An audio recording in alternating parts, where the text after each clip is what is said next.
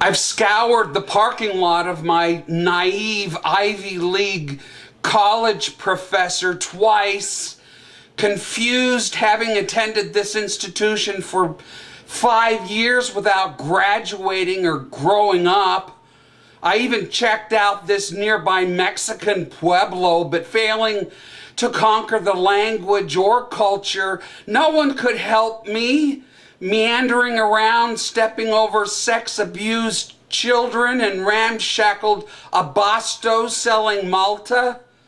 Standing there, I saw my father snuggling my wife at a red streetlight, cheating, sitting in his classic XKE Jaguar, whispering into her ear, giving executive orders as she acquiesced, giggling. I knew I had no home to return to and still couldn't find my car to get away, so I'm trying to find random heavy blankets for my plight, enduring the cold outside tonight, as there will be looting and rioting in the streets over the first black president to ever be impeached.